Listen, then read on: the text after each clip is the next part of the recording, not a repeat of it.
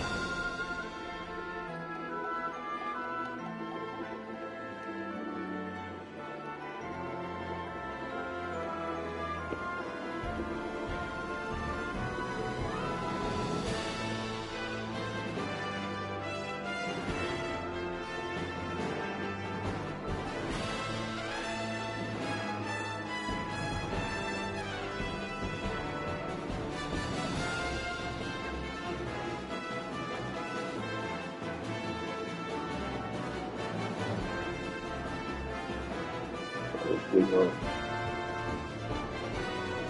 Kimari only run for Final Fantasy X, where we saw if we could beat the game using only the Hornless Giant. We did, but then I did something dumb, like really dumb. I said if that video got 2,000 likes, I would see if Kimari can completely solo the entire post game. This means all Monster Arena, all Dark Eons, and Penance. Well, screw me, I guess, because you guys hit the like on like 12 hours. So, it's time to see if Kimari can go the distance. I thought it was possible. And let's also see if you guys can beat the previous live record as well. Can this video... I mean, it might be, but it's stupid. Now, with that said, we had a bunch of rules in the original Kimari only run. However, they were designed solely around the main game. So this time, because of how different the post game is, and how we're going to have to pull out all the stops, the only rule we're going to have is Kimari is the only character who can act in battle. I'm also not going to kill all the characters off, because that wastes turns, which I will most assuredly need. However, they still can't do actions. Now, step 1.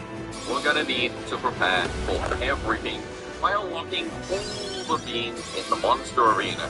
We've had most of them from before, but I still need a few more, and during this process I also start leveling the Omega Ruins and Inside Sing. Sadly, only Kimari really doing anything all one. We can't really abuse the Tomberry leveling method. So, first, we need to do a ton of the Sphere Grid to absolutely get him some better stats than he currently has. Then, we head to Makalani and find gangs near the start of the area. Buy some empty 4-slot weapons and 4-slot armor. Goro! Oh! Right now, but we're absolutely going to make a bunch of different armors. Using the items we got from the capture side quest, we're going to make our first armor, which will help us with a huge chunk of what we need to do. First, throw on a ribbon, auto protect, auto shell, and auto haste. This is only a temporary armor and will be replaced a lot later, but this will handle all the grinding we need to do for now. At this point, I tried to fight Sleep Sprout with my new armor, but still get manhandled, so we need a few levels. So I head back to Omega Ruins to grind more stats. With this current stat, it's really not hard for him to one-shot everything here. Ribbon protects me from Great Marlborough, meaning there's pretty much no red here for him over the Tomberry. So I flee from them as... Where are you off to?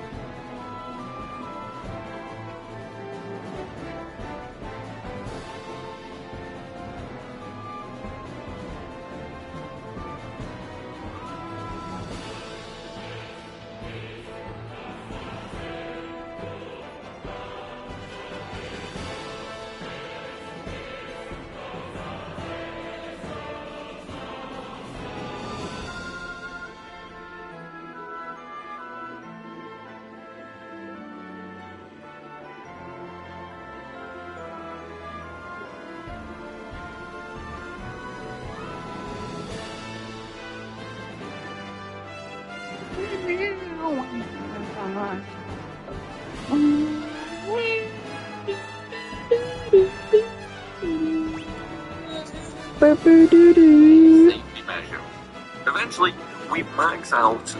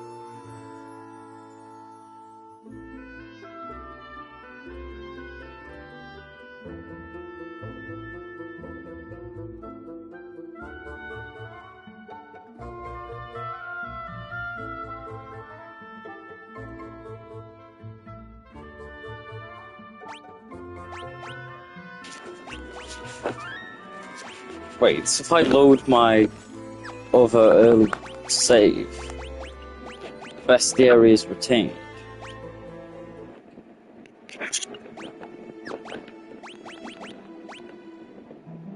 Holy shit! Yeah, please.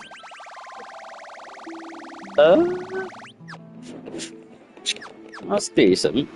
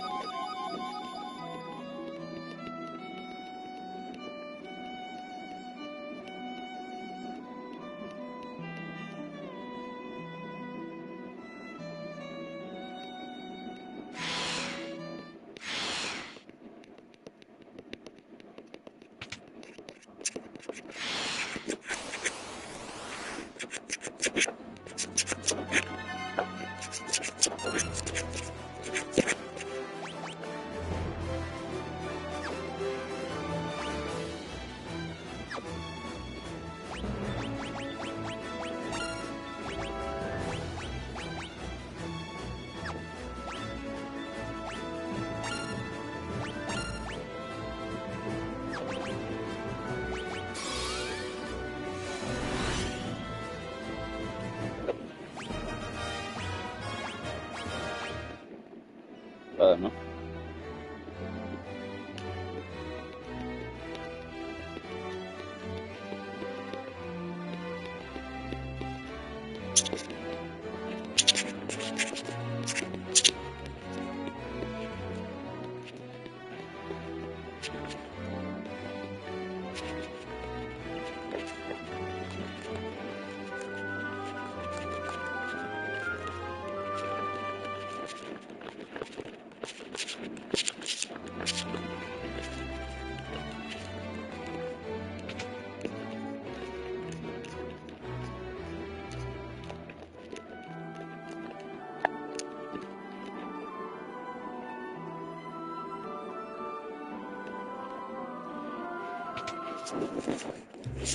Oh.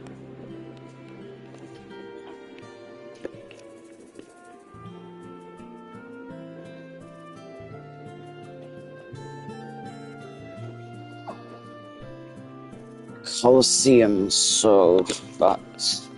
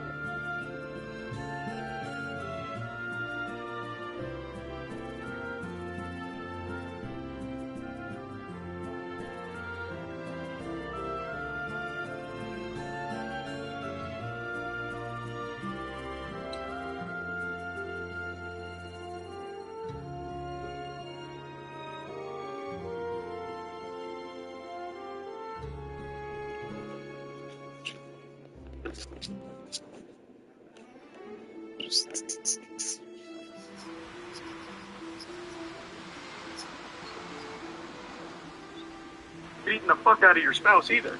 I'm sure you could also divorce in a case like that, so why didn't we get biblical when abuse was brought up? Why did we start trying to justify different levels of abuse, and it might be a phase where it's going to get better after, and this and that? You would even wove a whole fanfic about, like, oh, we're talking about a man who gets drunk and maybe occasionally hits his wife. Like, what the fuck? Like, why are you making excuses for abuse and not for cheating all of a sudden, right? Like, and Melina even calls it out. She's like, oh, well, what about, like, working through it, or, you know, maybe the cheating was phase not. Absolutely.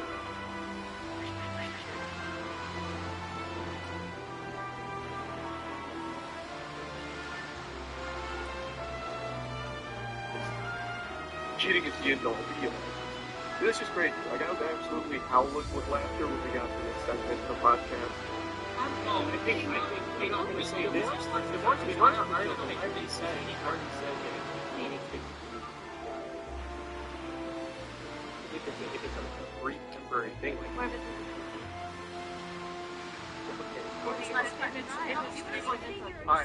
I think there's a small chance that Jonathan may have misunderstood the question. He may have thought he heard, is divorce worse than abuse? And that's what he was saying, that divorce is worse than abuse for the kids. Which is still a fucking stupid take, so I'm gonna tackle that one as well. What the fuck, man? You think that somehow kids witnessing their parents beating the shit out of each other is somehow less damaging than if they had just gotten divorced? You've got some issues you need to work through. My goodness. And then also, that lady that's behind this is saying that it's less cut and dry when it comes to mental abuse. Why? Abuse is abuse. What is he talking about? So far, up until this point in the episode, she hasn't said too much. She mainly just kind of agrees with everything the guys say. But she said it's less cut and dry when it comes to mental abuse, which leads me to believe that she thinks it should be cut and dry when it comes to divorce or physical abuse. But she didn't say anything. She didn't chime up and say, like, hey, I agree, the marriage should end then. She just stayed silent, because I guess she was just looking for things to fight them on as opposed to agree with, which I think is always such a weird component of these debates, where if you agree with your opponent, you're apparently losing, or you lose points by doing so, which is so fucking backwards. And that's why I think debates in general are kind of worthless, because it's never about changing someone's mind. It's always about just cementing your own beliefs and never altering and never changing perspective on anything. So nothing good ever really comes from it, except for just general entertainment as a spectator. And this one had me giggling. So I want to talk about it a little bit. Yeah. Here's how to get exactly what you're trading in the 4 easy steps with Uber Eats. Fuck off! Now, I've seen a lot of people say that I look and sound like a Redditor, which is one of the most insulting things you can ever say about another human being. But what if I force-fed you a hard truth? What if I told you, I don't really use Reddit? My narwhal doesn't bake it at midnight. I'll occasionally go on there just to see if there's any breaking news that I might be unaware of, but it's very infrequent. And I never, go into the swamp of a comment section on the platform. Until today. I don't know what possessed me to do this. It must have been some kind of divine moments that just grabbed me by the shoulders, possessed me, told me that I needed to read some comments today, and I am so thankful I did. I stumbled upon true beauty with an argument that could only ever happen on Reddit, that perfectly encapsulates the quintessential Reddit user. In this moment, I am euphoric, thanks to finding this fucking angry Redditor and everyone who engaged with him on this day. It started in the most unsuspecting location, but then again, that's where all good fairy tales begin, in the place you least expect them. So, it was a clip posted from this podcast. Now, the clip doesn't matter. I'm not going to play the clip. I'm sure you probably already recognize the person here. Her name is Bobby. She runs a podcast where she interviews famous celebrities, and her whole shtick is she makes things awkward, which is a very hit-or-miss format, so it's led to a lot of debate on why is she so popular. Also, is she an industry plant because she seemingly blew up overnight? She landed an interview with Drake while she was still relatively new and not massive, so it just started raising a lot of red flags, and a lot of people started saying it must be an industry plant, and then she started getting even more superstar celebrities. Like this clip is from an interview she did with Lil Yachty, and it's just been a lot of fluff around her and her content. The only reason I'm even giving you this more dump is because it is necessary to put into context what started this argument. And it's the entire reason I went into the comment section, really, of this video. You see, Bobby's content is very polarizing. On TikTok, people love Bobby. They're cheering her on, pumping their fists. Go, Bobby! Let's get it! Fuck yeah! And then on Twitter, it's, ooh, oh, brother, she stinks. Get out of town, scram, this is garbage. So two very different responses to her content on two different platforms, but I've never really seen Reddit's opinion on it. I've never seen them weigh in. And curiosity got the best of me. I marched into Mordor, went to the comments in order to get answers to questions, and most of the comments were pretty negative towards the interview, but there was one comment that spawned a whole series of dominoes to fall. So let's begin our journey. I'm going to blank out their name here. I don't want anyone to go harass anyone involved in this situation. So this individual comes forth and says, what grown man sits down and watches this bullshit, then have the nerves to repost this garbage to Reddit? Now this comment received a lot of love, over 400 upvotes, which is nothing to scoff at. That's a lot of high quality karma. Unfortunately, no Reddit Gold, Reddit Platinum, or Reddit Silver was gifted to it, so we weren't blessed with the edit, thanks for the gold, stranger, or anything like that. But still, the community responded very positively to this comment, and most of the comment section here echoed the same sentiment that they didn't really understand the appeal of the clip. Now, all of this doesn't matter. You can wipe your ass with all of this now, because going forward, this comment spiraled into something that had nothing to do with the original posting. And it went fucking insano style. Now we're introduced to our primary antagonist of Season 1. So, from out of nowhere, our main character gets challenged. Someone steps in and says, lol, you're on the Hot Wheels sub, dude. Weird to take shots at what grown men should be into when your interests include Hot Wheels. Different people like different things. Leave it be. So he goes into the post history of this individual and notices that they are a frequent poster on the Hot Wheels subreddit. And he's using it to take some shots at him to try and showcase, like, hey man, you say grown men shouldn't be into that, but I could also say grown men shouldn't be into Hot Wheels. You see how that works? And he's not wrong. He's coming for the throat here. You could absolutely say the same thing. What grown men would be so into Hot Wheels that they'd go on to Reddit and talk about it all the time? I personally have no problem with that at all, and I don't think this poster does either. He's just using it to make a point. I think whatever hobby you're into, whatever you collect, I think it's great. I think that shit slaps. And having something that you're passionate about that you would collect it, I think is a cool thing. I mean, I have fucking cards framed on my wall from Yu-Gi-Oh! And Pokemon. Like, I get it.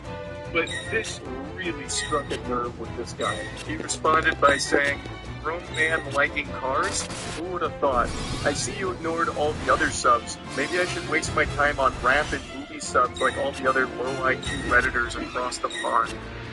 And if you are an astute observer, you'll notice that he's no longer enjoying the luxury of some updos. Minus 170. He is now being flooded with downvotes. And a downvote is a fate worse than death to a Redditor. It's kryptonite to Superman. The downvotes start hitting over 100 downvotes. And I can see why. It, like, feels very insecure to come out like this. Like, his point is pretty clear, and he, like, tries to, I don't know, explain away why it's, like, really in line with being a grown-ass man, because he likes cars. Like, oh, well, yeah, it's grown men like cars, Hot Wheels are cars. I mean, maybe I should just go on rap and movie subreddits like you know IQ. It's really, really cringy, let it be made. The bad boy comes back with a tough-to-swallow pill. Hot Wheels aren't cars, mate, they're toys. Talk about low IQ, haha. You're not better than anybody else, sorry to tell you. To which he responds, the fact you had to come back and edit that pathetic response, LMAO. And then he just says, go play with your vroom vrooms. His collection of downvotes is starting to eclipse his collection of Hot Wheels cars at this point. They just pour in. As you can see, most people are rallying behind the other guys and just saying, brother, they're toys, not real cars. And he's right, he is fluid in fact. He is, they are not real cars, they are toys. There's nothing wrong with collecting them or liking them, but I don't understand why this football is talking about it as if they are a real vehicle. he's like, you know, got this bravado going on, like this machismo, like, oh yeah, grown men liking cars, who would have thought? It's Hot Wheels, man. They're still collectible toys that you can play with, and they are made for kids. There's nothing wrong with liking them or collecting them as an adult. Fucking Pokemon cards are made for kids too. I collect them. Like, there's no shame in it, but you're acting so insecure about it and, like, pretending that it's something that it's not. And he does the classic Reddit 101 when it comes to argument, where he doesn't actually address what was said. He just says, LMAO, edited your pathetic response, big L, basically. Like, his response wasn't pathetic, it was totally fine. You didn't counter it or anything at all. But he just made you look foolish, and you continue to make yourself look like even more of a clown here. In response to the Vroom Vroom comment, he says, I'm changing spark plugs on my 700 horsepower F-150 right now. I will when I get done, though. And now, here enters the sidekick to our main who chimes in and says, you're trying too hard. To which this guy responds, actually, I'm low on boost. I was trying too hard. Fuck's sake. Why are Americans like this? Predator than that. Oh my fucking god. I can feel the fedora tip through the computer screen here of the lady. My horsepower is quite low. It's just, shit, it hurts. It's for read. That's AIDS. I have expected him to go into like the Navy SEALs copy pasta. What'd you say to me, you little bitch? I've got 500 confirmed Hot Wheels with 6,000 horsepower and 400 RPM turbo booster NOS accelerators. Like, brother, it's Reddit. You're not Dominic Toretto. If you're talking about Hot Wheels, it's not that deep. Even if CJ Haas that was changing the spark plugs in his F-150, why would you say that? It just makes you look like such a fucking loser. To say that during your heated little scuffle on it's so cringy. If that's what you're actually doing, keep it to yourself. You don't need to try like prove that you're a man to a stranger. I so AIDS. Right now, Rage is rated E for everyone because he's not So someone else made a comment. He went through the post history, I believe, and found that it's on like the WWE subreddit. So he calls him out saying, WWE's a real bro, sorry to tell you, that you should pick up a real hobby like learning about cars. To which they respond, toys. A slam dunk? He's right. Don't. It's all fucking about Hot Wheels so far. So then he comes back and says, yes, I'm not delusional like you, Mr. SmackDown vs. Raw. That's not even an insult. The WWE is extraordinarily popular. Hot Wheels Henry is just really perfect for any morsel, any crumb of an insult that he can, slap together. It's not working. It's not. He's fighting with 16 different battles. They're all fronts here on this common thread, and he's losing every single one of them. Our boy then goes full armchair psychologist. You actually are ashamed deep down. That's the whole reason you chimed in on my comment. You felt attacked when I said, what grown man watches this? It brought back traumatic memories of me. Like, no, I commented just because of the toxicity. Which he says, I'd rather have a Hot Wheels collection in my garage next to my turbo truck than have Rey Mysterio and Triple H. Stop fucking talking about that. You're just literally bullying yourself. It's extraordinarily popular. Literally just fucking shooting yourself in the fucking face. You're much more likely to get bullied for collecting Hot Wheels cars as a grown-ass man. Case in point. So, you don't actually get bullied for that because no one really has a problem with what you collect as a hobby. The reason people are making fun of him here in the subreddit He's a massive goober. where he views his hobby as just superior to whatever else everyone's interested in.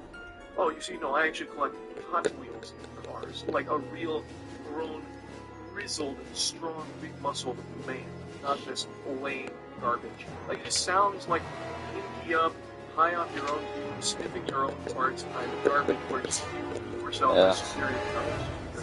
Your interests are better. You're just shitting on everyone else and called it out. Like, no one cares if you collect Hot Wheels cars in your garage and it's right next to your fucking Optimus Prime truck. Optimus Prime truck. why people are just making fun of him and stuff like that. His rampage continues. Go back to the Hot Wheels What's section. cars in your garage, and it's right next to your fucking Optimus Prime truck. Oh, that's great. You're just getting about it, why people are just making fun of him and stuff like that. His rampage continues, and this time he's pissing on sacred, hallowed ground. He insults RuneScape. He says, if you drive a stock car and play RuneScape, I know you're drowning in pussy. He's saying it sarcastically. Check the common history of this guy, saw that he played RuneScape and he's using it to attack him. Which is a wild one. Like, yeah, RuneScape's got some, less than stellar things about it, but there's nothing wrong with RuneScape at all. It's still an extremely popular MMO that is well loved to this day. And the guy's like, I don't understand how a dude who plays with toy cars thinks he's above people on movie and rap subreddits and people who play RuneScape.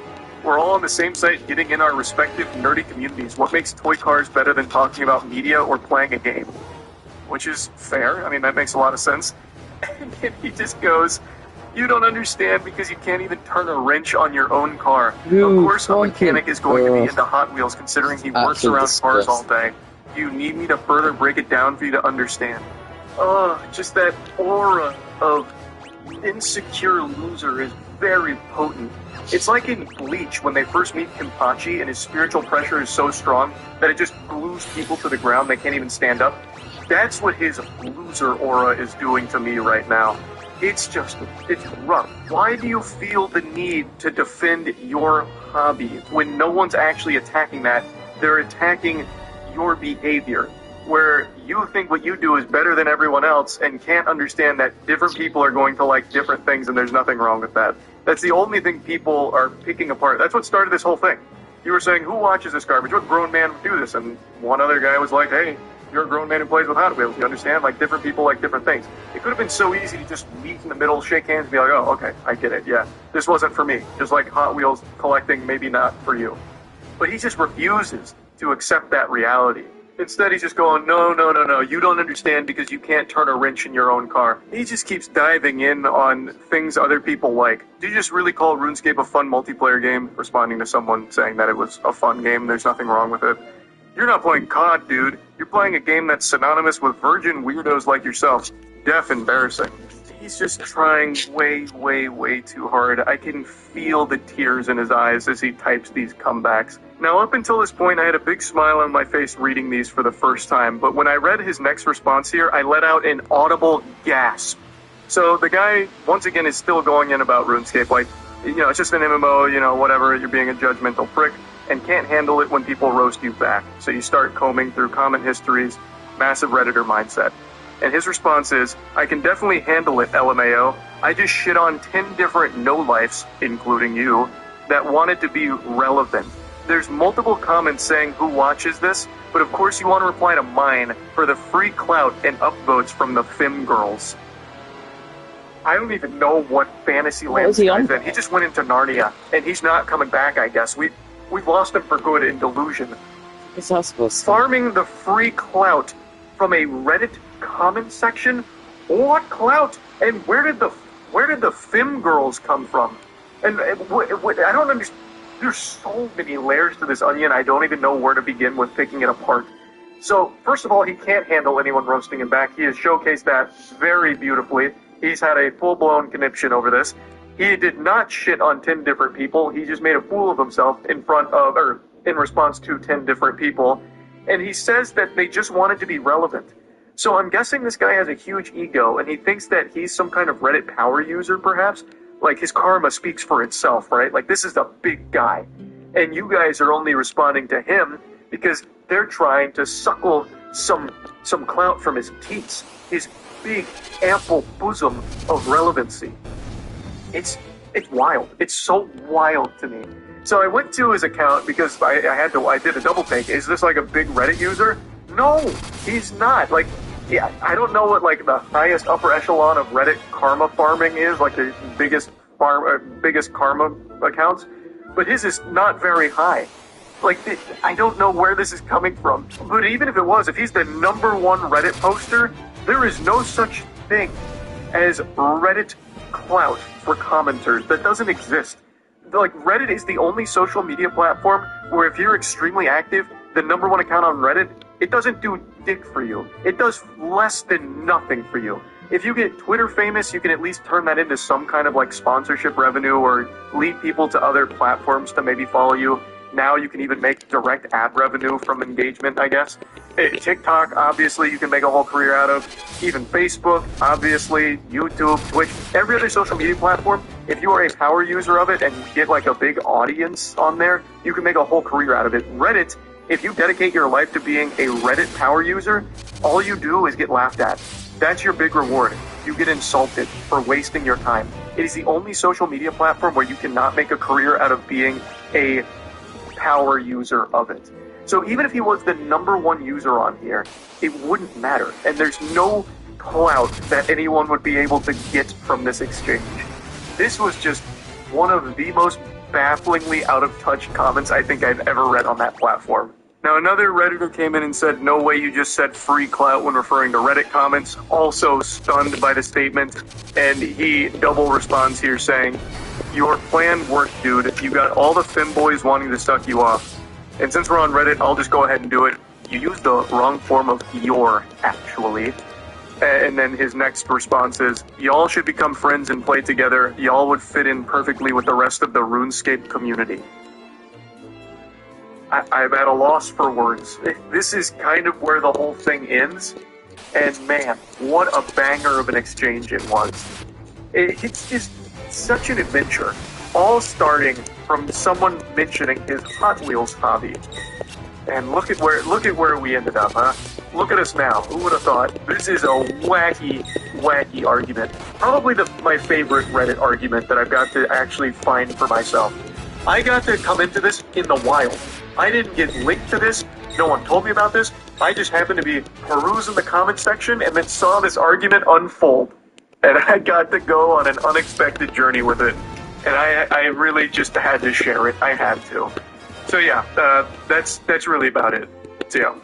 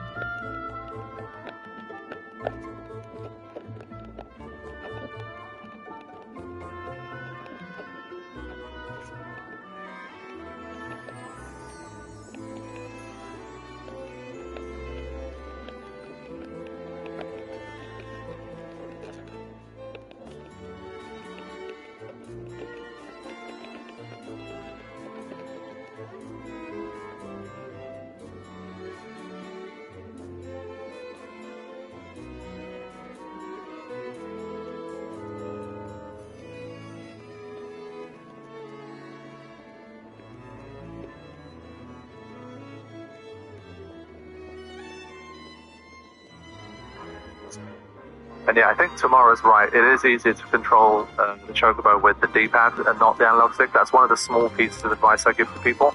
Because literally, I must have had tens of people, like 40, 50, maybe more, people like ask me directly, like, do you have any advice for the Chocobo racing? And they usually say, not really, because I don't think there's too much you can say. But that's definitely one of the small pieces of advice I do give, like to not use the analog stick. I also believe it's better. I also find it helps to play off twin racing. That's okay, here we go.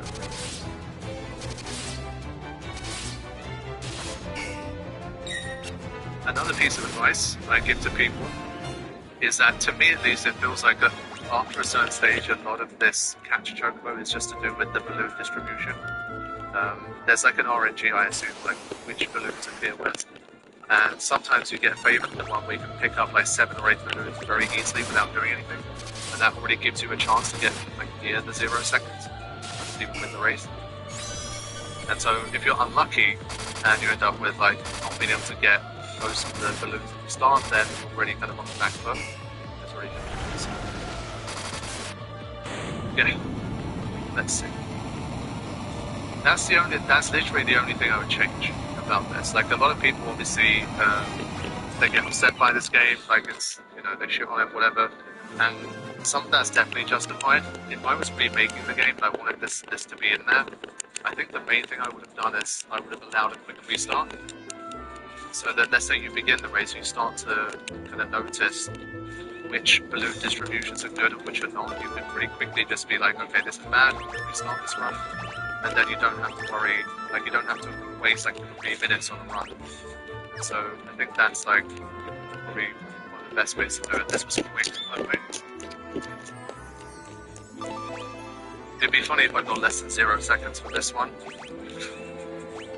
I think it's close. I think it's probably under 10 seconds. But that was lucky, that's what I mean. I think the balloon was very favorable for that.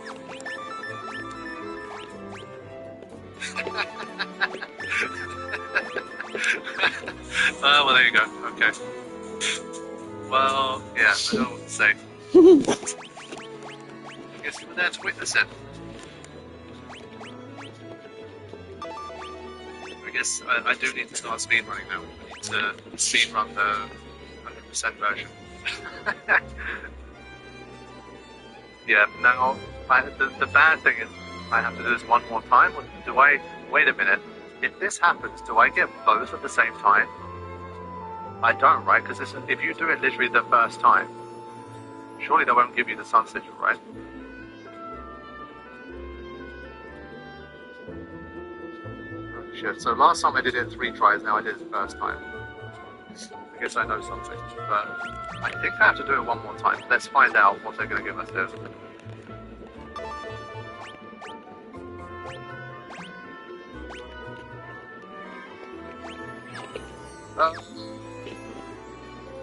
Do I get it? Yes!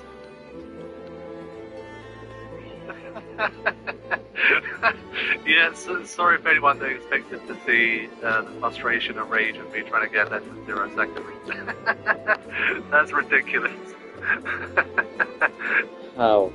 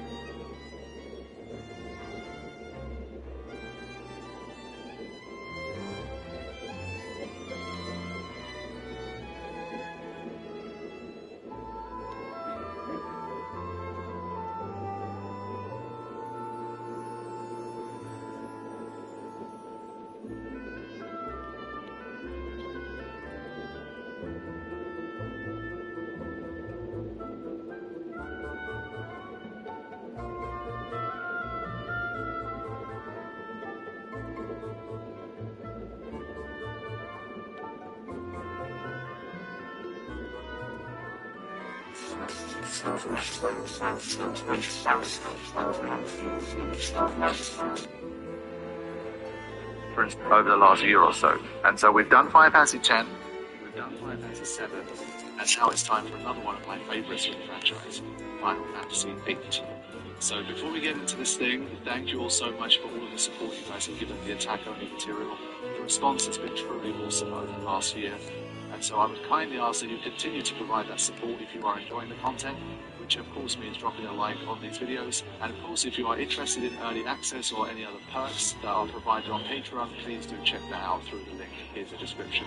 So without much further ado, let's get into it and talk about Final Fantasy VIII Attack Only. Okay, my friends, I wanted to begin this whole thing like with this opening FMV thing in the background because I just think it's so cool. And so I'll begin talking about it as Squall and Cypher are fighting it out. this one to me was one of those where I knew I wanted to do something for Final Fantasy VIII. It's quite a popular title. It's one of those where, nearer to its launch, I think in the early years, it wasn't quite as beloved, but its legacy is strong. And especially on my channel, my community, Final Fantasy VIII seems to get a lot of love. So it's definitely one that I want to jump into, as it's also my favorites. And so for me at least, it has been pretty fascinating to see how these Final Fantasy games work when you remove so many of the mechanics that are designed to be used in the game, and really boil it down to just using mechanics. And so I did a poll on this like a month or two ago, and you guys were happy for me to continue going through some of the Final Fantasy games and investigating this whole situation alongside other channel material. So I am delivered here. I am doing some more channel material too, but I'm also continuing the tangent investigation. Now, for me, the first thing that I wanted to really think about was what is going to happen with respect to junction. Because anyone who knows Final Fantasy VIII to any degree will know all about junction. And so this is probably one of those drinking games. Every time you hear the word junction, take a shot, and you're going to be completely wavy by the end of any given video. And so immediately, as soon as I announced the fact that I was going to do the Final Fantasy VIII attack only, the first response that came from a lot of people that know the game was like, yeah, but like, you know, if you allow junction, I'm pretty sure it's easy. It's not going to be much of a challenge, just make sure you're aware of all that kind of stuff. And obviously, I'm no Final Fantasy VIII expert, I've only played through it fully once, and then I played through it once to create a movie version of the remaster, so I'm by no means a Final Fantasy VIII expert, I'm not a challenge player. This will be the first kind of legit challenge thing that I try to do for the game. But even me, I know how powerful junctioning can be, and if we allow junctioning stats, then it's going to basically make this thing degrees, because we can basically use junctioning and everything that comes about as a result of junctioning to be able to get extremely powerful and attack only will likely become weakness. And the added benefit of that will be that we can do it without having to level up too much as well. So there's two factors here. The first is to do with the fact that we are playing a Final Fantasy that has level scaling for pretty much all of the enemies and bosses, and this already makes it pretty unique compared to what we've been dealing with up until this point. If you guys remember, if you've been watching the Final Fantasy VII attack, that wasn't a thing up until basically kind of the final iteration of Genova Sephiroth, where basically it wasn't exactly level scaling, but there was some scaling involved based on your party and how strong they were. Now, this game took it to another level, and enemies will literally scale depending on the average level of your party. So what this obviously means is that let's say you're getting stuck, normally what you would do is just get more powerful, level up a bit more, become much stronger than the enemies that you're facing, and then just go through them. But in Final Fantasy VIII, there's going to be a built-in barrier against you doing that to at least some extent. And so the first thing I was looking forward to was how is this going to work with the level scaling? And is it going to prove to be a bit too much of a roadblock for us to get through? So that's the first aspect that's interesting, and the second, again, is the whole junctioning situation. It is so integral to how Final Fantasy VIII's gameplay and systems are built that if you remove junctioning, you bring it down to kind of the absolute purest kind of attack-only kind of thing that you can possibly do. And so the first decision I had to make was, do I allow junctioning or do I not? And I decided to go for no junctioning at first. And for those of you that immediately are just like, well, now it's impossible, yeah, you might be right. So what we're going to do right now, if we don't allow junctioning, what is going to happen? How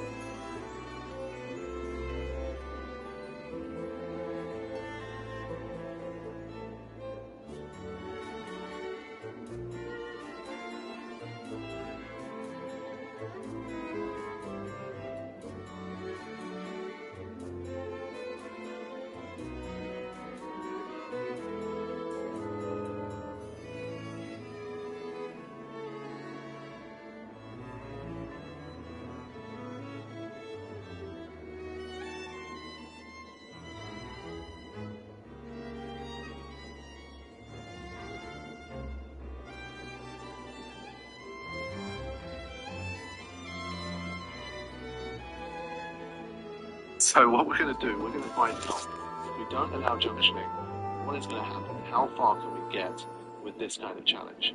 And so the general idea is to basically begin the challenge with absolutely no junctioning. No junctioning of GFs, no junctioning of stats, no like anything. Because if you take all of that away, basically every kind of trick that you can use to make your attack stronger, or to introduce like status effects, elementals, all of that kind of stuff is completely taken off the table. All you have is the ability to attack. You can't inflict status effects, you can't really do anything. And so it's the absolute kind of rawest, most plain form. And will that be enough to get through in a game that also has level scaling? My assumption is no, and as I'm recording this voiceover, I have definitely not reached the end of the challenge, and by that I mean a point in which I am absolutely 100% stuck regardless of what I do, and I have to end the challenge or complete the game. I've done neither. And so I am also curious to find out. And so we are going to launch into this by trying to truly do one of the most purest attack-only challenges we've tried so far. And I decided that if I get to a stage where it is genuinely just an absolute roadblock, there is no RNG, there is no leveling, there is absolutely nothing you can do to get through, then I will start to ease up some restrictions, potentially basically allow junctioning, but don't do it for stats themselves. So our stats will remain the same, but perhaps we'll allow, for example, the junctioning of GFs. Then that opens up a whole bunch of things where we can start to create things in our inventory and just start to have items and equipment and that kind of thing that could potentially help us in our challenge. So that's the general idea. We're going to see how far we can go with the absolute kind of purest, most restricted form, and then we're going to start to play around with junctioning if and when it becomes necessary. And so for now at least, that's the general rules. There's not too much to it. It's going to be a very vanilla challenge in terms of what we're able to do, but to me at least that doesn't make it any less curious in terms of the kind of progress we could potentially be making. And so the first thing we're going to do once we are done with the introductory events and tutorial in Barren Garden is to head towards the fire cabin and make our way towards the thrill. So let's see how that plays out, and we will begin our challenge there in terms of the actual gameplay.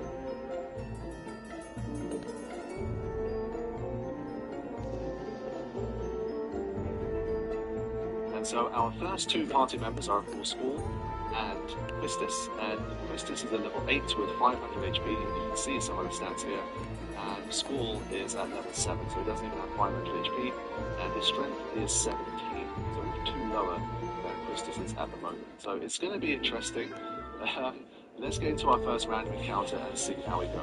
Now what I will be doing is, I know it's an attack only challenge, but since you use the attack command with Squall, and you press R1 to do the whole Renzo cooking thing, I'm just going to call it Renzo to make it easier. I will be trying to Renzo when I can. Now, I hadn't done it in a long time, so in terms of like accuracy, I'm probably going to be like failing sometimes, but I will be allowing myself to, at the very least, do R1 to add a little bit of visual flair at least to these attacks. And basically what that does is you don't get a critical, like you can't get a critical hit, so you can't get like a double damage, but you do 150% damage instead of the usual 100%. So it's a nice consistent way to basically do 50% more damage once you get the hang of like getting the timing, and that's a good one. So our first random encounter was no problem. I'm sure you can probably imagine that the no encounters attack only is going to be absolutely fine. So let's head into the cabin and see what we've got. A word on healing, because that's obviously something that's important as you're making your way through the areas. What I've been doing up until this point is to allow myself the use of items in the menu, and this is going to be no different. But this time, because we have no junctioning, we have to rely completely on items to heal. So only menu items are allowed for healing at the moment. So that's going to make things a little bit tougher, because in Final Fantasy 7, for example, I allowed the use of materia, so I can heal using materia outside of battle. But for this one, we're going to take it up another notch in that sense, and the only healing we're going to offer is basically items. So I have to make sure I keep my items nice and stocked up, otherwise I could be in a lot of trouble. So, second encounter here, as you can see, I mean, in this sense, it's very similar to Final Fantasy 7, where the random encounter doing very little damage here. It's doing like 9 damage, 8 damage, so relative to our maximum, it's very low. So we're not in any kind of danger here. Even if it takes like 4 hits each or something, it's still plenty of time and opportunity to get it done. So you can see it didn't take too much here to take that hit. So the early signs are good. We at least managed to defeat the first random encounters that we have been coming to. Thankfully, I am playing on Steam. We do have like a high speed speed. I think it like doubles the speed maybe. It's not like the fastest high speed I've ever seen. It would have been nice to have like a times 2 and a times 4 toggle. But I am obviously using high speed when I can, and skipping through dialogues and all that stuff, because it would be a gameplay focused challenge. That's the general idea. What you're seeing here, obviously, in the background is the whole, like, they're trying to teach me how to jump ship, from the spells to stats and all that kind of stuff. And for those of you not as familiar with Final Fantasy VIII, this is generally the deal. This is why you can potentially break the game to such a serious degree. So depending on what you're able to draw from, like, the environment, or depending on whether you have the draw ability, of course, from the normal runs, you will basically be able to pick up lots of magic along the way. And as soon as you find something powerful, you tend to be able to basically farm that thing. And once you do, you can take your strength up, or your defense up, or your HP up, depending on which GMs you're junctioning to, like, very high levels that are completely unrelated to your actual character. So that's why we're disabling it for now, to see if we can still make it through. So I gave myself a wide berth here. I didn't really care too much about trying to do it quickly or getting a higher rank or whatever. I gave myself plenty of time because I thought it's going to be a bit grindier as a result using attack only. And so I gave myself 30 minutes. And let's see if we can make it out of the fire cabin to start things here. Much the same as the other series, I am going to try to keep this one not too long. So with Final Fantasy VII, I did say it's not going to be as long as Final Fantasy X, and that's exactly how I did it. I think 10 was like, including post game, was like 15 episodes, 16, something like that. And Final Fantasy VII was 8 episodes. For anyone curious, I did experiment a little bit with Ruby Weapon and Emerald Weapon, and I couldn't come up with anything. Even allowing criteria with attack only and people, like the way that I had mapped out and challenge, I did. So if anyone ever figures out a way to just do like attack hard only, then definitely link me so I can see that. I gave it like an hour or two, I could have just gave up. I don't know if I'm starting with the series. I have to say this is something in that sense. We are fully focused on Final Fantasy II. In the Fire Cabin, you're seeing much of the same with Final Fantasy II. And so it's probably going to be the Greet itself that's potentially because obviously it's not designed to be full with attack. The whole point of the tutorial is to teach you to junction magic and to basically use like elements and like really teach you some of the basics of Final Fantasy gameplay, which we're basically going to ignore and just go brute force with attacks. So we'll see. Now, this encounter is already a little bit harder. I think this is basically the most dangerous encounter that we could have in here to start with. So let's see how many hits it's going to take the bombs out. So you can see, I mean, 4 damage there. Not going to be a problem. It's 3 hits. And it's still alive. So we have random encounters that require more than 4 hits to take out, which is pretty high at this stage of the game. But our saving grace is that damage output from the enemies. That's attack number 6, and finally died. 2d6 attacks to take out. And they can use a fire spell, which in relative terms, 53 is definitely much more chunky damage there. If we had to face like, you know, some kind of ambush and there was multiple bombs, something like that, it could have been more trouble. But the physical attack thankfully is pretty weak. So you can use obviously the high speed in battle too, but for me at least it made the timing of the rend zone even more difficult, so I tried to generally not do it, especially for boss battles. Basically I didn't do it too much because I wanted to really make sure I nailed the rend zones. You need like every little piece of extra advantage that you can get in a challenge like this. If it's like easy random encounters that even if I miss it, it makes absolutely no difference, then yeah, I mean, it's at high speed. So I'm not trying to not stand too much. Okay. Pretty much there, we're looking. Let's meet our first boss battle. Okay. Now usually what I do is to basically, I have like a little piece of the overlay where I can say, oh, you know, this is how much HP this particular boss battle has and all that kind of stuff.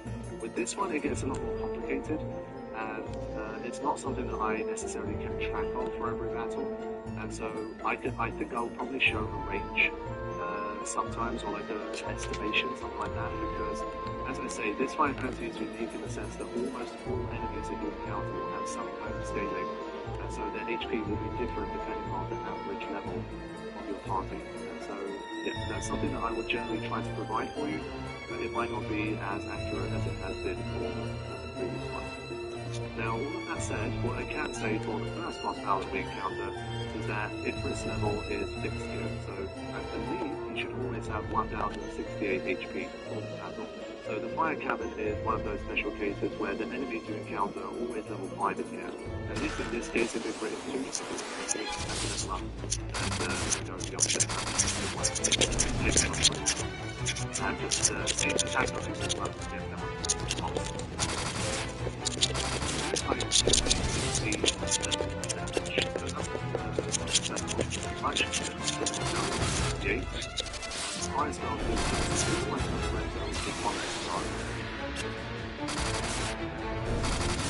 see, they're slightly higher than that, obviously, with the rapid encounter basic. It's the red shot at the end. I don't know why. I think it was playing a little bit of high speed, and when I went back down to normal speed, once again. I'd say it's a pretty essential thing to get the hang of staying there. The damage differential is just too big. 158 damage, we're already down to 189. We've still got a long way to go here, so we're going to have to hope for a little bit of RPG ready to set things off here and not have Skull get attacked too hard. Because even though his strength is lower than Quistis, because of his Rento ability, he's generally able to do more damage. So he's already one big hit away from death here. It's not looking good for this first boss battle. I think this is probably one of the Final Fantasies where just going attack only goes without junctioning, goes the most against the game's philosophy. The amount of stuff you have to ignore, the tutorials and stuff you ignore from the get-go, as Quistis lands a critical hit there, which is clutch. Not bad for a human, says Ifrit, but he's not dead yet. But he's slowed down here, he hasn't really had too many attacks, so that's been our saving grace so far. Ifrit is very slow here. Okay, here we go, big move, and it does hit Skull. He somehow survives. Unsure if that's a bit of a scripted one to kind of make sure you get through the battle, because the first